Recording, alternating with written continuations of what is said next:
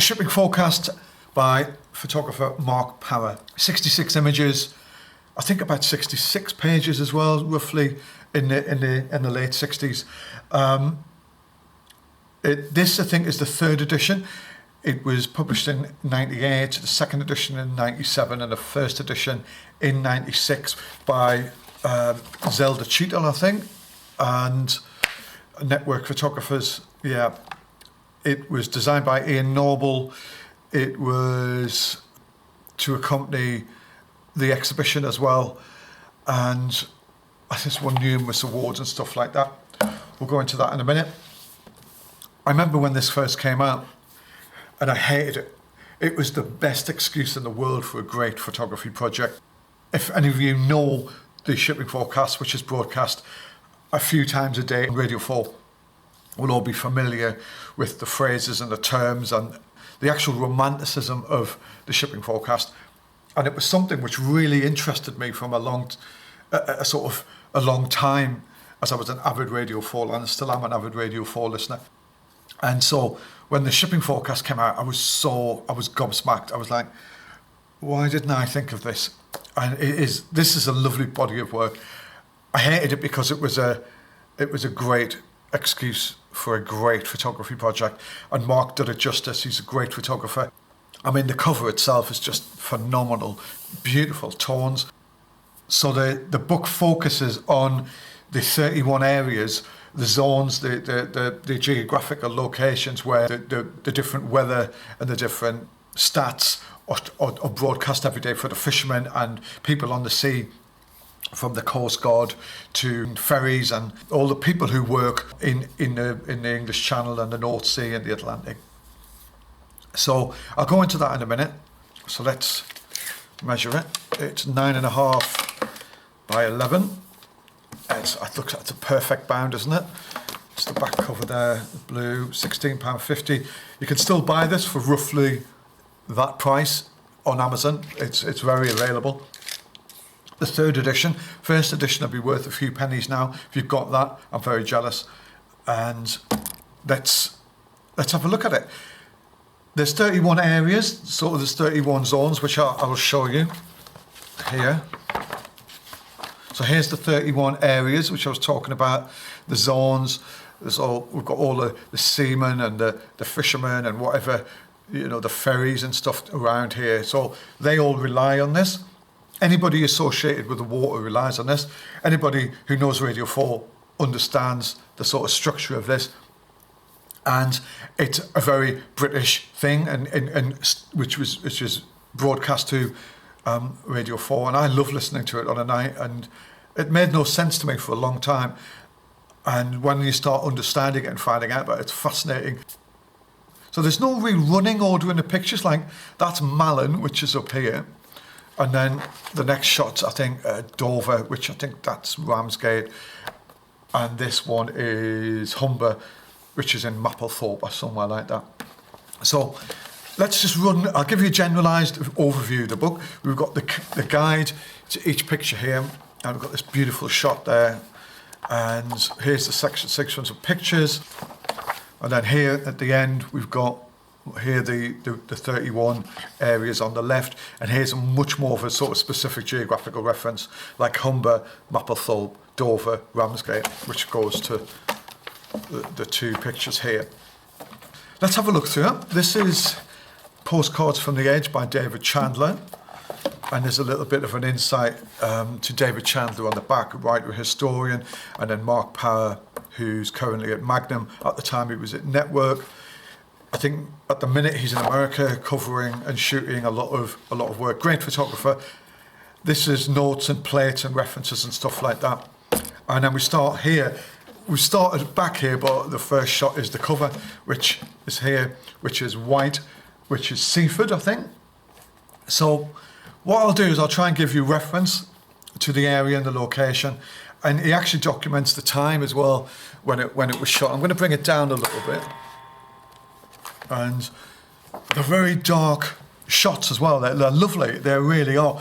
Light really is a prominent feature within Mark's work, right through now to his contemporary practice and his stuff he did around London A to Z maps. it's very much shot on a certain day in a certain light.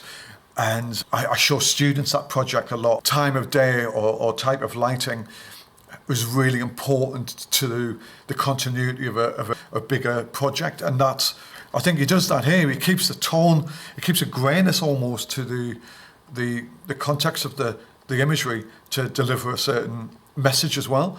And because this is about the weather, all this project is about the weather in relation to a geographical location of the UK, Iceland, Northern Europe, right the way down to Spain, all the way through the Bay of Biscay up to the east west coast of France.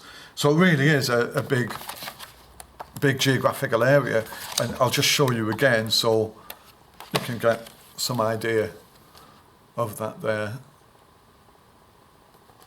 So we've got Trafalgar, Finisterre, Biscay, Plymouth, right through to German Bight, Fisher,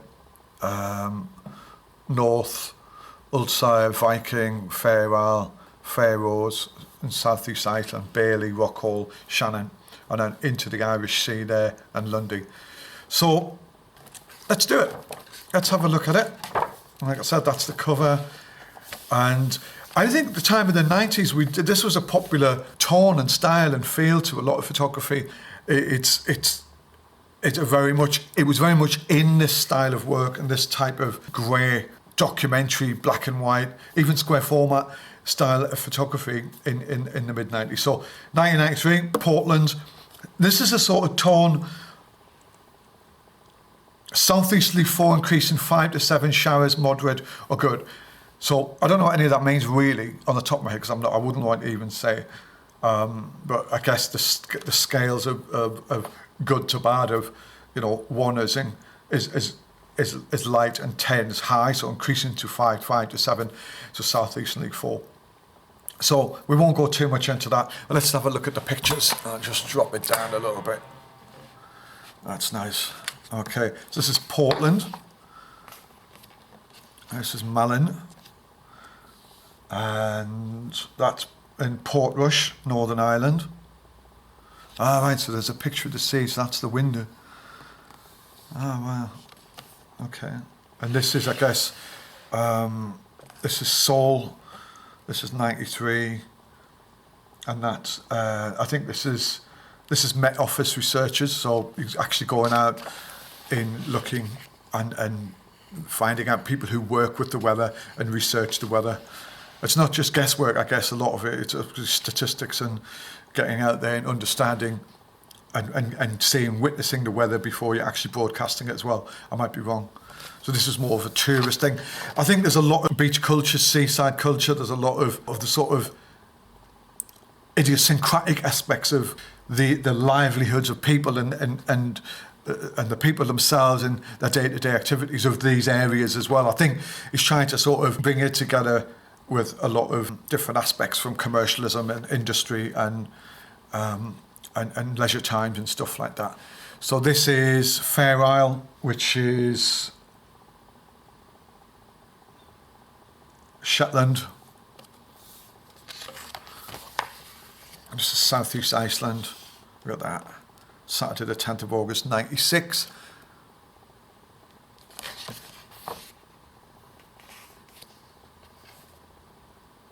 There's definitely a fascination, isn't there, with British photographers around this period of the beach, the sea, the Tom Wood, Peter Marlowe, Martin Parr.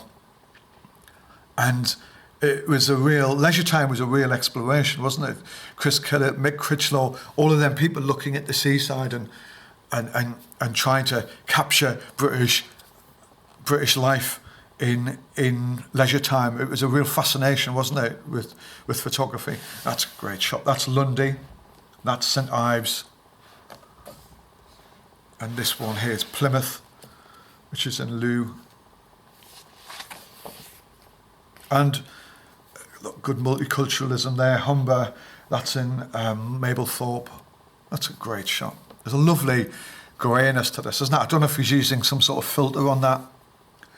And on what, probably definitely flash, I don't know, probably is. and you've obviously got the bright sun. That's great, isn't it? It's almost... Let's have a... That's lovely. That's Tyne, and that's in Scarborough. It's almost, it's like an establishing shot in, just sort of the layout of the land, whereas this is a more structured approach in a close-up form, but it's still playing with different layers, different aspects of the frame. There's definitely the high contrast. It's really interesting how he's using the high contrast. We've got 40s here. I think this is a ship. This is a ferry going to Newcastle or Norway, one of the two. This is Shannon, Tuesday 11th of April, 95. Almost looks like a fish there, doesn't it? Northwesterly 4-5 becoming variable 3, drizzle at first, poor becoming good. And this is Ireland. There's a lot of texture, isn't there? There's no running order, there's nothing, although I see there's a link here between, there's a fish there, which is a ball, I think, which is obviously looks a bit like a fish. And then we've almost got this iceberg here, which is almost like a whale, isn't it? It's like I think, and that's Southeast Iceland. And that's in Jokkasörlan, I think, I can't pronounce it properly. And again, we jump to Thames, link with a fish again. So there are some links within the edit of this, which are good. I like that. And I guess it's quite a hard one to do, actually, because you might not want to go all the way down from Southeast Iceland, Faroes to Viking, right down to Thames. It's interesting, the links which he's putting in, the randomness of where he's putting stuff, is quite interesting. Not an easy thing to do. North Utstaya. And that's Wednesday, 26th of July, 95. That's Dogger. Again, there's a link there with the gun and the guy holding the sticks, maybe. Seems to be like a bear there. And that's Dogger. That's in the ferry, and that other one's in Norway. Seems to be the ferry. Nice contrast there with the leading lines and people. I don't know what that is. Biscay. That's looks like some ritual procession in Spain. The Irish Sea. Again, another link maybe. We've got the pathway. We've got the pathway. We've got a question mark there, which I like as well. So there are some links, there are things, but there's a gap here, and then we've gone to German now, and all in the same year as well. So German Bite, and that's in Dangast in Germany.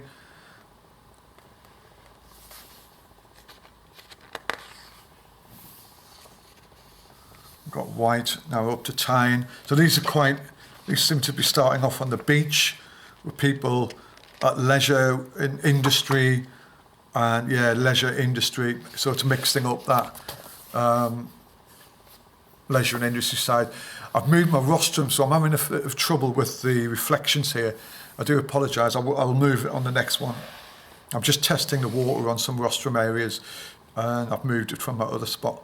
That's a great shot. A little kid with a Tonka toy. That's in Tyne. That's Redcar in England. So we're definitely focused on the beaches here, aren't we? Fisher. And we've got, which is Denmark, and then we've got German Bite, which is, looks like Germany, I think. Germany. And we had Denmark and Germany there, Fisher. You'd think it was Margate, wouldn't you? Cromarty, which is Scotland. There's a bit of industry there. There's a nice juxtaposition of industry and man-made objects and leisure time, isn't it? I think the key to a lot of this book is the leisure time within these locations and the geographics of it. And it is a sort of way of documenting the leisure time of Europeans, I guess, I in their relationship with the sea and the sand, I guess. And it's quite an interesting observation. And like, I think it's a great idea for a book. I think it's a lovely book. I think it's beautifully done. I think it's really focused. I think there's some similarities. It's not broadening off too much with what he's trying to say. It's a lovely piece of work. This is Pharaohs, and that's in the Faroe Islands, Tórshavn. Trying to sound like I know what I'm talking about. And what's this? Fair Isle, and that's, I presume that's a ferry or something like that. And Trafalgar, and that's in Portugal. And now we broke off again. I wonder where we're going now. Let's just have a quick look. It's interesting. I'm trying to work out the segmentation. We seem to be in 3 stages with the book. And this is Wight. This is the Isle of Wight in England. Photographer's peepholes. How interesting is that? That's weird. That's classic power for me. I love the way he constructs stuff and makes you think about it. You know, maybe other photographers might chop that right there and go, right, you know. But I think Mark really is important. What he does do is he really makes you think about how what he's focusing on interacts with the environment, and light again is really important to him as well, and how he uses light. Now I'll see what he's done here. He's used the glass to frame the people on the beach sunbathing. So I think this is probably a glass screen. This is Portland, and this is in Saint Malo in France. I get that now. Oh, right, so this is a cafe. Interesting. Using, maybe he could have put it up there, and how he's used the frame and just experimenting a bit and taking apart conventional sort of codes of shooting, with thirds and stuff. He's breaking the rules a little bit, and this is what I mean. Sometimes this is quite a good picture to sort of illustrate, learn the rules of composition and then break the rules of composition and challenge the subject. And that's what he's doing. He's challenging the subject there as much as he is there. He's making you think, he's making you want to investigate, and against the norms. It's good. It makes you think. What is important is that he's letting the viewer make their own mind up, whether they like the shot or not. He's making you think about it. He's not just saying, oh, here's a group of people sunbathing or whatever they're doing on the beach. He's getting you to think about it. And it's telling the same story, because I think the location of beach and cafes is more relevant in any sense than them people there. It's just adding a bit of dimension in the background. Great shot. Feels like a Killip, doesn't it? Feels like something like a Chris Killip. I think that's Scarborough. I recognise Scarborough. That's definitely Scarborough. That's Tyne. So what's the weather forecast here? West or southwest 3 or 4, increasing to 5 or 6 showers. Southeasterly veering, southerly 5 to 7. Rain, then showers. Moderate or poor, becoming good. That's going to be good. Amazing. And this is German Bight. This is Germany and Biscay. And that's in Biarritz in France. Rockhall. All right, we're changing it. We're going to another chapter. And what's this one? This seems to be... That's interesting, isn't it? That's just how he's segmenting them off. I'm trying to work that out. So we've got kids, maybe, leisure time, lots of offbeat, abstract. It's really dark, isn't it? Forth, Irish Sea there. A lot of flash in there. You can see there's flash. I wonder if he shot this on a Rolly or a Hasselblad. I like that it's an abstract. It's abstract, isn't it? Now he's gone into abstracts. He's again, it's all quite abstract actually. Gone away from tradition. There's the ships there, sea reference. Shadows, we've got Trafalgar. Ah, okay, so we've got the areas here on the map. So Trafalgar on this one is Lisbon. So we're down here. Oh no, yes, we're down this area here. And so both these pictures are in that Portugal area. And in fact, Lisbon, sorry, was that Lisbon and Estoril, Portugal. So we're up here, aren't we? Yeah, just make that clear. That's a great shot. It's definitely, isn't it? You can see this was in the Independent or something at the time. I can remember this being in the Independent. Again, the deepness, the darkness of the shot, leaving you to make your mind up. There's a sort of depth, real depth to the shooting, real depth to the tones. Not scared to play on deepness and dark tones and letting you work on it. A bit like the way Paul Graham works with his stuff as well. He's not afraid to expose in a way which will make you actually question what he was doing, with making it too bright even to bring you in and draw you in more to the picture. I'm waffling a lot. I do waffle, but I know what I mean. I hope I'm getting it across. I do apologise for the reflections in here. If I get into this and I look and it's a bit of annoyance, I'll redo the video. Finished there, April the 9th, 1993, and that is in Spain. Somebody's feet there is dead. Beautiful, absolutely beautiful. Southeast Iceland.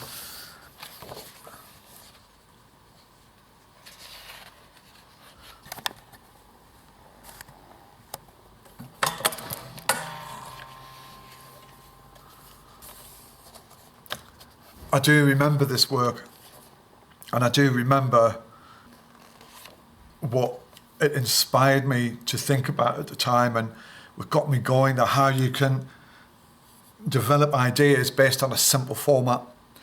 But what it's about is who you are as a photographer, what you're trying to say with the way you compose, the way you choose your lens, the way you light it, the time of day you shoot. That's what photography is all about. It's about delivering a message, but beyond that, it's about your style. It's about how you paint the picture within that, and how you use all the elements, the mise en scène, all the ingredients to deliver that message. So you can have a project idea, but it's down to you to deliver the painted picture, and how you are going to strengthen each element within the shot by the type of style you use, like just the way you light it, the way you compose it, the time of day, how you want to shoot it.